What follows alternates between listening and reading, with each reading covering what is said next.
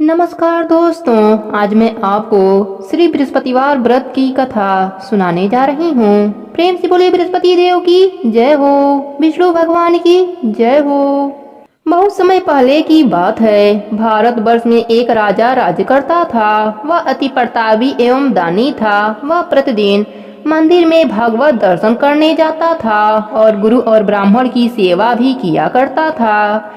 उसके द्वार से कोई भी याचक निराश नहीं लौटते। वह प्रत्येक गुरुवार का व्रत रखता और पूजन करता था। हर दिन गरीबों की मदद करता।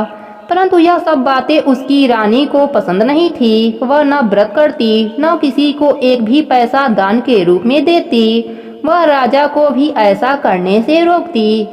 यह उस समय की बात है जब राजा शिकार खेलने वन को चले गए थे। महल में सिर्फ रानी और दासी थीं। उस समय गुरु बृहस्पति साधु का रूप धारण कर राजा के दरवाजे पर भिक्षा मांगने आए। साधु ने रानी से भिक्षा मांगी तो वह कहने लगी, हे साधु महाराज, मैं इस दान पुण्य से तंग आ गई हूँ। इस काम के लिए मेरे पतिदेव ही बहुत काफी हैं। अब आप ऐसी कृपा करें कि यह सारा धन नष्ट हो जाए ताकि मैं आराम से रह सकूं। साधु का भेष धरे बृहस्पति देव ने कहा, हे देवी, तुम बड़ी विचित्र हो। संतान और धन से कोई दुखी नहीं होता, सभी इसे चाहते हैं। पापी भी पुत्र और धन की इच्छा करता है। अगर तुम्हारे पास बहुत धन है तो भूखे मनुष्यों को भोजन कराओ, ब्राह्मणों को दान दो, प्याऊ लगवाओ, धर्मशालाएं बनवाओ, कुआं तालाब बावड़ी बाग बगीचे आदि बनवाओ तथा निर्धनों की कुंवारी कन्याओं का विवाह कराओ, साथ ही यज्ञ आदि करो। इस प्रकार के कर्मों से आपके कुल का एवं आपका नाम लोक परलोक में प्रसिद्ध होगा एवं तुम्हें स्वर्ग की प्राप्ति होगी। किंतु वह मूर्ख रानी साधु की इन बातों से खुश नहीं हुई। वह बोली, हे साधु महाराज, मुझे ऐसी संपत्ति की आवश्यकता नहीं जो मेरे काम न आए तथा जिसको मैं अन्य लोगों को दान दूं, जिसको रखने और संभालने में ही सारा समय नष्ट हो जाए। साधु ने रानी को समझाने का बहुत प्रयास किया, परंतु रानी अपने बात पर अडिग रही। तब साधु ने कहा, हे देवी, यदि तुम्हारी ऐसी इच्छा है तो जैसा मैं तुम्हें बताता हूँ तुम वैसा ही करना। बृहस्पतिवार के दिन गोबर से घर को लीपना, अपने केसों को पीली मिट्टी से धोना, केसों को धोते समय स्नान करना, राजा से कहना कि वह भी हजामत बनवाए, भोजन में मांस मदिरा खाना, कपड़े धोबी के यहाँ धुलने को देना। इस तरह 7 बृहस्पतिवार निरंतर करने से तुम्हारा सब धन नष्ट हो जाएगा। ऐसा कहकर साधु रूपी बृहस्पति देव अंतर ध्यान हो गए। रानी ने साधु के कहे अनुसार ही 7 बृहस्पतिवार वैसा ही करने का विचार किया। साधु के बताए अनुसार करते हुए उसे केवल 3 बृहस्पतिवार ही बीते थे कि उसकी समस्त धन संपत्ति नष्ट हो गई। भोजन के लिए परिवार तरसने लगा तथा सांसारिक भोगों से दुखी रहने लगा।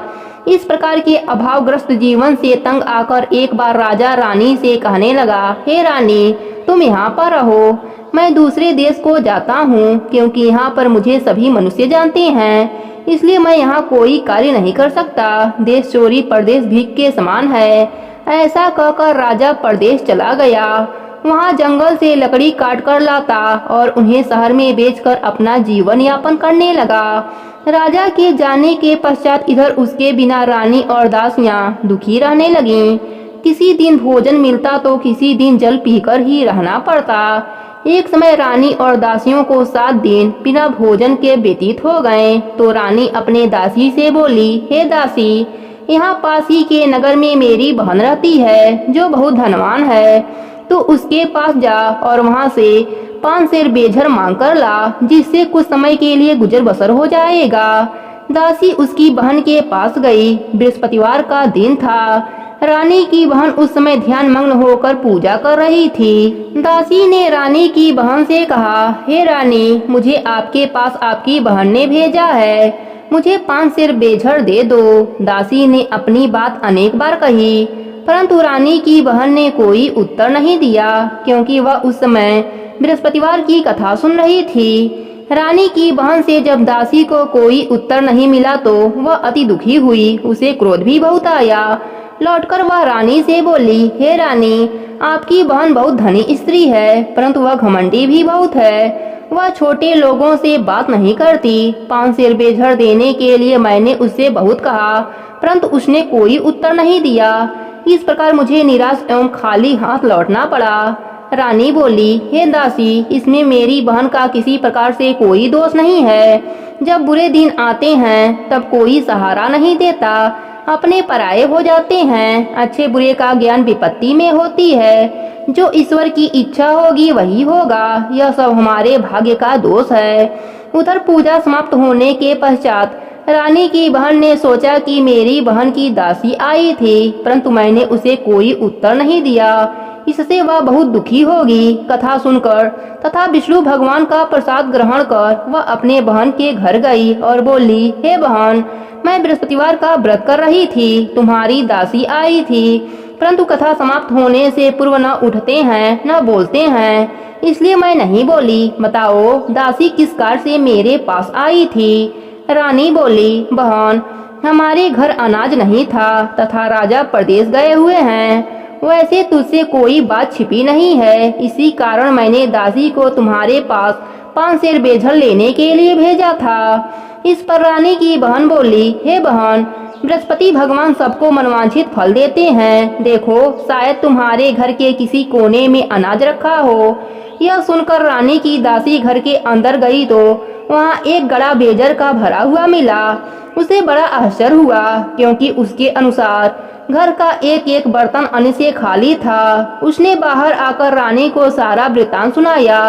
दासी अपने रानी से कहने लगी, हे रानी, देखो, वैसे भी हमको जब अन्न नहीं मिलता तो वह भी व्रत समान ही है। अगर इनसे व्रत की विधि तथा कथा पूछ ली जाए तो बृहस्पतिवार का व्रत हम भी कर लिया करेंगे। दासी के कहने पर रानी ने अपने बहन से बृहस्पतिवार व्रत पूजन विधि एवं नियमों के बारे में विस्तार से पूछा।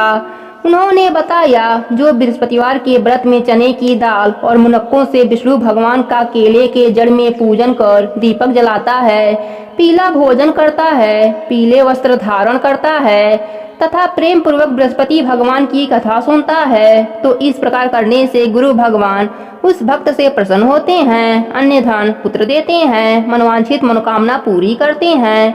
फिर व्रत एवं पूजन की विधि बताकर रानी की बहन अपने घर लौट आई। तत्पश्चात रानी और दासी दोनों ने निश्चय किया कि बृहस्पति देव भगवान का व्रत एवं पूजन जरूर करेंगे। 7 दिन पश्चात जब बृहस्पतिवार का दिन आया तो दोनों ने व्रत किया। घुड़सवार में जाकर चना और गुड़ बीन लाई और उसकी दाल बनाकर केले की जड़ में विष्णु भगवान का पूजन किया।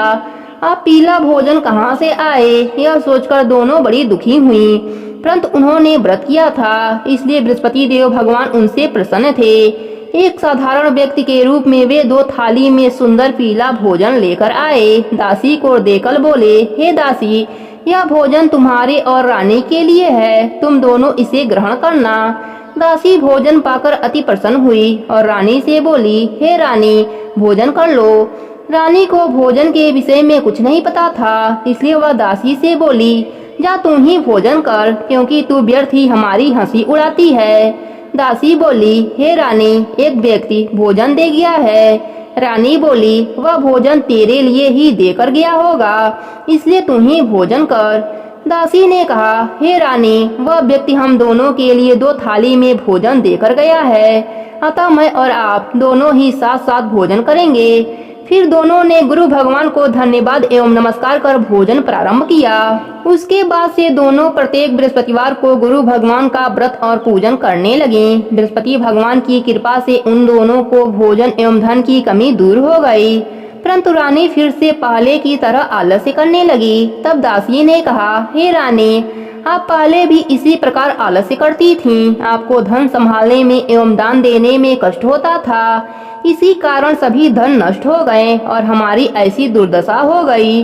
अब गुरु भगवान की कृपा से धन मिला है तो आपको फिर आलस हो रहा है।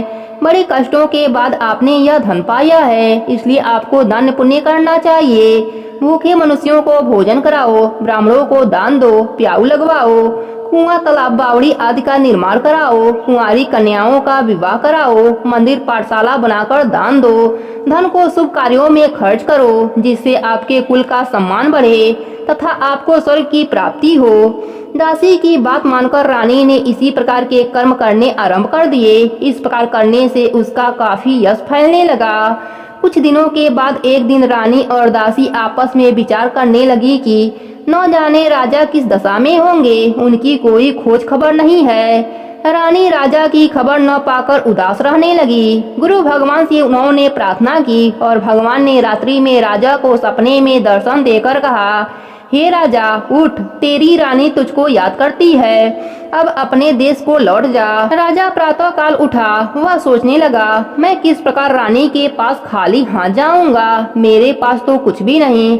स्त्री जात खाने और पहनने के ही साथी होती हैं, पर प्रभु की आज्ञा मानकर वह अपने नगर को चलने को तैयार हुआ।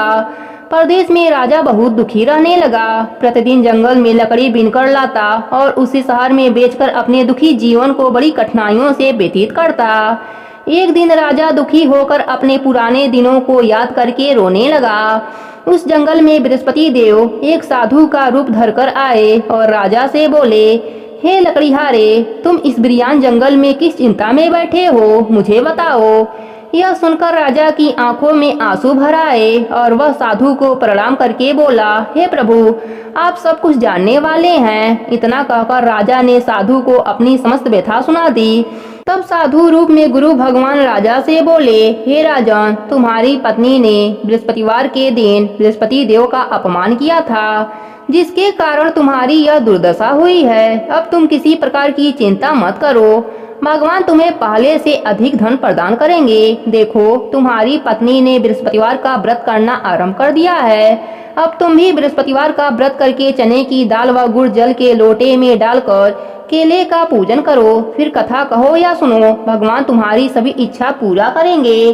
साधु के वचन सुनकर राजा बोला, हे प्रभु, मुझे लकड़ी बेचने के पश्चात इतना धन भी नहीं बचता कि भोजन करने के उपरांत कुछ बचा सकूं। मैंने रात्रि में अपने रानी को व्याकुल एवं व्यतीत देखा है। मेरे पास कोई साधन नहीं जिससे उसका समाचार भी जान सकूं। इसके अतिरिक्त मैं बृहस्पति देव की कथा भी नहीं जानता, जिसे कहकर या सुनकर मैं व्रत धारण कर भगवान बृहस्पति का पूजन कर सकूं।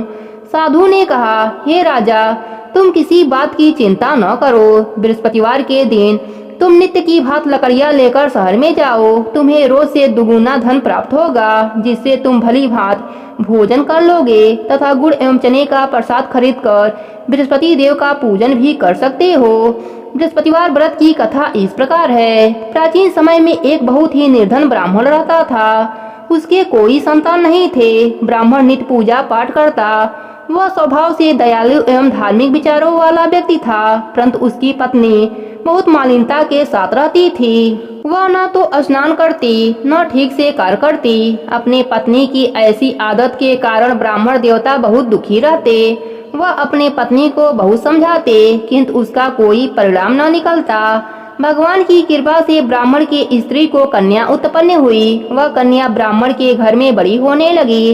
वह बालिका प्रातः काल ही स्नान करके भगवान विष्णु का जप करती, बृहस्पतिवार का व्रत भी करने लगी।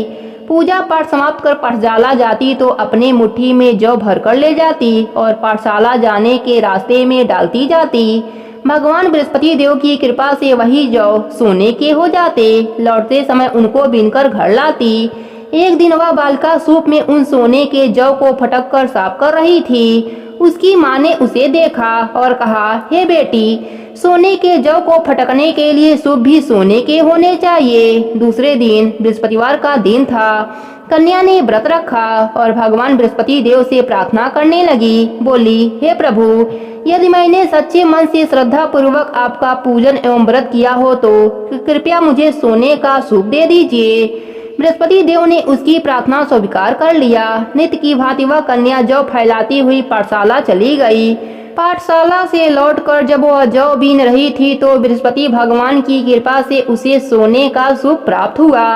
उस सोने के सूप को वह घर लाई और उससे जौ साफ करने लगी, परंतु उसकी माँ का आचरण वैसा ही रहा। एक दिन वह कन्या सोने के सूप में जौ साफ कर रही थी। उसी समय अचानक उस नगर का राजकुमार वहां से होकर निकला। कन्या के रूप एवं कार्य को देखकर राजकुमार कन्या पर मोहित हो गया। राजमहल लौटकर राजकुमार अन्न और जल त्याग कर उदास होकर लेट गया। राजा को जब अपने पुत्र द्वारा अन्न जल त्यागने का समाचार ज्ञात हुआ तो अपने मंत्रियों के साथ वह राजकुमार के पास गए और बोले, हे बेटा, तुम्हें किस बात का दुख है? किसी ने तुम्हारा अपमान किया है अथवा कोई और कारण है? मुझे बताओ, मैं वही करूंगा जिससे तुम प्रसन्न हो जाओ। राजकुमार ने अपने पिता की बातें सुनी तो वह बोला, आपकी कृपा से मुझे किसी प्रकार का कष्ट नहीं है, किसी ने मेरा अपमान भी नहीं किया है, परंतु मैं उस कन्या के साथ विवाह करना चाहता हूँ जो सोने के सूप में सोने के जौ फटक रही थी। यह सुनकर राजा आश्चर्य में पड़ गया और बोला, हे राजकुमार, इस तरह की कन्या का पता तुम लगाओ, मैं तुम्हारा विवाह उसके साथ अवश्य ही करवा दूंगा। तब राजकुमार ने प्रसन्न होकर राजा को उस ब्राह्मण कन्या के घर का पता बताया। राजा के आदेश पर मंत्री उस कन्या के घर गए और राजा का आदेश ब्राह्मण को कह सुनाया। कुछ ही दिन बाद ब्राह्मण कन्या का विवाह राजकुमार के साथ हो गया। घर से कन्या के विदा होते ही उस ब्राह्मण के घर में पहले की ही तरह निर्धनता वास करने लगी। अब भोजन के लिए अनाज भी बड़ी मुश्किल से मिलता था। एक दिन दुखी होकर ब्राह्मण देवता अपने बेटी से मिलने गए। बेटी पिता की ऐसी अवस्था को देखकर अत्यंत दुखी हुई और अपने माँ का समाचार पूछा। ब्राह्मण ने पुत्री को सभी हाल कह सुनाया। पुत्री ने अपने पिता को बहुत सा धन देकर विदा किया। इस प्रकार ब्राह्मण का कुछ समय सुखपूर्वक व्यतीत हुआ, लेकिन धन समाप्त होने के बाद स्थिति पहले की तरह हो गई। ब्राह्मण फिर अपनी पुत्री के यहाँ गया और उससे सभी हाल कह सुनाया। पुत्री बोली, हे पिताजी, आप अपने साथ माताजी को यहाँ लाइए, मैं उन्हें यह विधि बता दूंगी जिससे गरीबी दूर हो जाएगी। ब्राह्मण देवता अपने पत्नी को साथ लेकर राजमहल अपने पुत्री के पास पहुँचे तो पुत्री अपने माँ को समझाने लगी, हे माँ, तुम सुबह उठकर सर्वप्रथम स्नान आदि से करके भगवान विष्णु का पूजन किया करो तो सब निर्धनता दूर हो जाएगी। वह सुबह उठकर सर्वप्रथम अपनी पुत्री का बचा हुआ जूठन खा लेती थी। एक दिन उसकी बेटी को अपने माँ पर बहुत गुस्सा आया। उसने एक रात एक कोठरी से सारा सामान निकलवाकर अपने माँ को उसमें बंद कर दिया। प्रातः कोठरी से अपने माँ को निकालकर तथा स्नान आदि करा के पूजा पाठ कराया तो उसकी माँ की बुद्धि ठीक हो गई। इसके बाद वह प्रतिदिन पूजा पाठ करती और प्रत्येक बृहस्पतिवार का व्रत भी रखने लगी। इस व्रत के प्रभाव से उसकी माँ भी अत्यंत धनवान तथा पुत्रवती हो गई और बृहस्पति देवता की कृपा से वृद्धा अवस्था में मृत्यु को प्राप्त कर स्वर्ग को गई। वह ब्राह्मण भी सुखपूर्वक इस लोक का सुख भोग कर स्वर्ग को प्राप्त हुआ। इस प्रकार कहानी कहकर साधु देवता वहाँ से अंतर ध्यान हो गए। धीरे धीरे समय बीत गया तथा बृहस्पतिवार का दिन भी आ गया। लकड़ीहारा रूपी राजा जंगल से लकड़ी काटकर किसी शहर में बेचने गया। आज उसे और दिनों से अधिक ज्यादा धन मिला। राजा ने चना गुड़ आदि लाकर भगवान विष्णु का पूजन किया तथा बृहस्पतिवार का व्रत भी किया। उस दिन से उसके सभी कष्ट दूर हो गए, परंतु अगले बृहस्पतिवार को वह व्रत करना भूल गया। इस कारण बृहस्पति भगवान उससे रुष्ट हो गए। उस दिन उस नगर के राजा ने विशाल यज्ञ का आयोजन किया तथा अपने समस्त राज्य में घोषणा करा दी कि कोई भी मनुष्य अपने घर में भोजन न बनाए न आग जलाए, सब लोग मेरे यहाँ भोजन करने आए। इस आज्ञा को जो नहीं मानेगा उसको सूली पर लटका दिया जाएगा। राजा की आज्ञा अनुसार राज्य के सभी निवासी राजा के भोज में सम्मिलित होने गए, परंतु लकड़ीहारा कुछ विलम्ब से पहुंचा, इसलिए राजा उसको भोजन कराने अपने साथ महल में ले गए। जब राजा लकड़ीहारे को भोजन करा रहे थे तो रानी की दृष्टि उस खूंटी पर पड़ी जिस पर 9 लखा हार टंगा हुआ था। उसे हार खूंटी पर लटका दिखाई नहीं दिया। रानी को निश्चय हो गया कि मेरा हार इस लकड़ीहारे ने चुरा लिया है। उसी समय रानी की जिद पर राजा ने सैनिक बुलाकर लकड़ीहारे को जेल में डलवा दिया। जेल खाने में बंद हुआ लकड़ीहारा बहुत दुखी होकर विचार करने लगा, न जाने कौन से पूर्व जन्म के कुकर्म से मुझे यह दुख प्राप्त हुआ है। जेल में बंद लकड़ीहारा भगवान बृहस्पति देव को याद करने लगा। तत्काल बृहस्पति देव साधु के रूप में प्रकट हो गए और उसकी दशा देखकर कहने लगे, अरे मूर्ख, तू बृहस्पतिवार को बृहस्पति देव की कथा एवं व्रत करना भूल गया, इसी कारण तुझे दुख प्राप्त हुआ है। अब किसी प्रकार की चिंता मत कर। बृहस्पतिवार के दिन जेल खाने के दरवाजे पर तुझे 4 पैसे पड़े मिलेंगे। तू उन पैसों से प्रसाद मंगाना और बृहस्पति देव का पूजन एवं कथा करना। कथा का प्रसाद स्वयं भी ग्रहण करना तथा दूसरों को भी खिलाना। इस प्रकार करने से तुम्हारे सभी कष्ट दूर हो जाएंगे। अगले बृहस्पतिवार राजा को जेल के द्वार पर 4 पैसे पड़े मिले। राजा ने पूजा का सामान मंगाकर कथा कही और प्रसाद बांटा। उसी रात बृहस्पति देव ने उस नगर के राजा को सपने में दर्शन देकर कहा, हे राजा, तूने जिस आदमी को जेल खाने में बंद कर रखा है वह निर्दोष है, वह राजा है, उसे छोड़ दो। रानी का नौलखा हार उसी खूंटी पर टंगा हुआ है, अगर तू ऐसा नहीं करेगा तो मैं तेरे को नष्ट कर दूंगा। राजा सुबह उठा और खूंटी पर हार टंगा देखकर लकड़िहारे को बुलाकर उससे क्षमा याचना की तथा राजा के योग्य सुंदर वस्त्र आभूषण भेंट कर उसे विदा किया। बृहस्पति देव की आज्ञा अनुसार राजा अपने नगर को चल दिया। जब वह नगर के निकट पहुंचा तो उसे बहुत आश्चर्य हुआ। वहां पहले से अधिक तालाब, बाग और कुएं आदि बहुत सी धर्मशालाएं, मंदिर आदि बने हुए थे। राजा ने जब नगरवासियों से पूछा कि यह बाग, तालाब, धर्मशालाएं एवं कुएं किसके द्वारा बनवाए गए हैं, तब नगर के सब लोग कहने लगे कि यह सब रानी और दासी द्वारा बनवाए गए हैं। राजा को बहुत आश्चर्य हुआ, परंतु क्रोध भी बहुत आया। जब रानी ने यह खबर सुनी कि राजा आ रहे हैं तो उसने दासी से कहा, हे दासी, देख, राजा हमें अति दीन अवस्था में छोड़ गए थे। वह हमारी ऐसी हालत देखकर कहीं द्वार से ही न लौट जाएं, इसलिए तू द्वार पर खड़ी हो जा। रानी की आज्ञा अनुसार दासी दरवाजे पर खड़ी हो गई। जब राजा आए तो उन्हें अपने साथ महल में लीबा आई। तब राजा ने क्रोध करके अपनी तलवार निकाली तथा रानी से पूछा, बताओ, इतना धन तुम्हें किस प्रकार प्राप्त हुआ है? तब रानी ने बताया कि हमें यह सब धन बृहस्पति देव के व्रत के प्रभाव से प्राप्त हुआ है। अब राजा ने निश्चय किया कि 7 दिन बाद तो सभी बृहस्पति देव का पूजन करते हैं, परंतु मैं प्रतिदिन दिन में 3 बार कथा कहा करूंगा तथा नित्य व्रत किया करूंगा। अब हर समय राजा के दुपट्टे में चने की दाल बधी रहती तथा दिन में 3 बार कथा कहता। ऐसे ही एक दिन राजा ने विचार किया, चलो अपने बहन के यहाँ हो आऊं। ऐसा निश्चय कर राजा घोड़े पर सवार होकर अपने बहन के घर चल दिया। मार्ग में उसने देखा कि कुछ आदमी एक मुर्दे को लिए जा रहे हैं। उन्हें रोककर वह कहने लगा, अरे भाइयों, कुछ देर मेरी बृहस्पति देव की कथा सुन लो। वे बोले, लो, हमारा आदमी मर गया है, इसकी अपनी कथा की पड़ी है। परंतु कुछ आदमी बोले, अच्छा, कहो, हम तुम्हारी कथा भी सुनेंगे।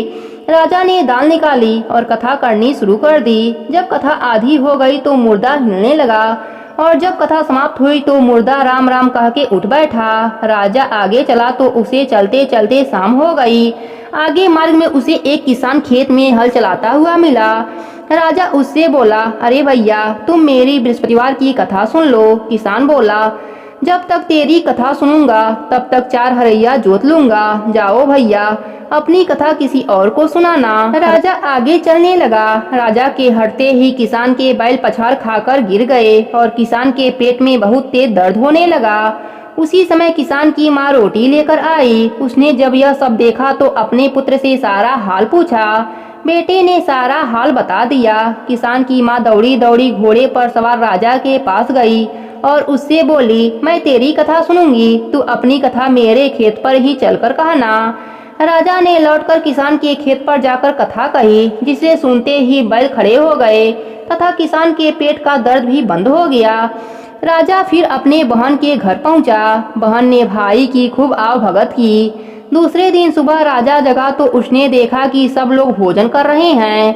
राजा ने अपने बहन से पूछा, कोई ऐसा मनुष्य नहीं है जिसने भोजन न किया हो और जो मेरी बृहस्पतिवार की कथा का श्रवण कर ले? बहन बोली, हे भैया, यह देश ऐसा ही है। यहाँ के लोग पहले भोजन करते हैं, बाद में कोई अन्य काम करते हैं। अगर कोई पड़ोस में हो तो देख आती हूँ। ऐसा कहकर बहन चली गई, परंतु उसे कोई भी ऐसा व्यक्ति नहीं मिला जिसने भोजन न किया हो। वह एक कुम्हार के घर गई जिसका लड़का बीमार था। उसे अभी पता चला कि उसके यहाँ 3 दिन से किसी ने भोजन नहीं किया है। राजा की बहन ने अपने भाई की कथा सुनने के लिए कुम्हार से आग्रह किया तो वह तैयार हो गया। राजा ने जाकर बृहस्पतिवार का कथा कही, जिसको सुनकर कुम्हार का लड़का ठीक हो गया। अब तो राजा की हर ओर प्रशंसा होने लगी। कुछ दिन के बाद एक दिन राजा ने अपने बहन से कहा, हे बहन, मैं अपने नगर को जाऊंगा, तुम भी तैयार हो जाओ। राजा की बहन ने अपने सास से अपने भाई के साथ जाने की आज्ञा मांगी।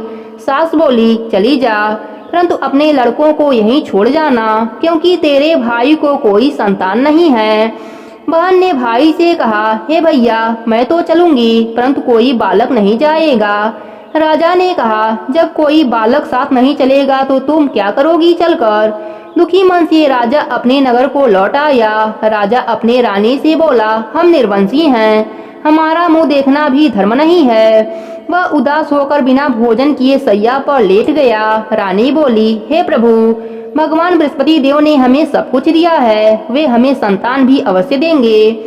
उसी रात बृहस्पति देव ने राजा को सपने में दर्शन देकर कहा, हे राजा, उठ, सभी सोच त्याग दे, तेरी रानी गर्भवती है। राजा को यह जानकर अति प्रशंसा हुई। 9वें महीने रानी के गर्भ से एक सुंदर पुत्र रूपी रत्न पैदा हुआ। तब राजा बोला, हे रानी, स्त्री बिना भोजन के रह सकती है, परंतु बिना कहे नहीं रह सकती। जब मेरी बहन आए तो तुम उससे कुछ मत कहना। रानी ने हाँ कर दिया। जब राजा की बहन ने यह शुभ समाचार सुना तो वह अति प्रसन्न हुई तथा बधाई लेकर अपने भाई के घर आई। तब रानी ने कहा, घोड़ा चढ़कर नहीं आई, गधा चढ़कर आई। राजा की बहन बोली, भाई, मैं इस प्रकार न कहती तो तुम्हें औलाद कैसे मिलती? भगवान बृहस्पति देव ऐसे ही हैं, जैसी जिसके मन में कामनाएं हैं सभी को पूर्ण कर मनवांछित फल देते हैं। जो श्रद्धा पूर्वक बृहस्पतिवार का व्रत करता है एवं कथा पढ़ता है अथवा सुनता है और दूसरों को सुनाता है, बृहस्पति देव उसकी सभी मनोकामना पूर्ण करते हैं। बृहस्पति देव उनकी सदैव रक्षा करते हैं। जैसे रानी और राजा ने बृहस्पति देव की कथा का गुणगान किया, उनकी सभी इच्छाएं बृहस्पति देव ने पूरी की। इसलिए सबको कथा कहने अथवा सुनने के बाद बृहस्पति भगवान का प्रसाद ग्रहण करना चाहिए तथा सच्चे मन से एवं भावना से भगवान बृहस्पति देव का अमलन करते हुए उनकी सदा जय जयकार करनी चाहिए। प्रेम से बोली विष्णु भगवान की जय हो, बृहस्पति देव की जय हो।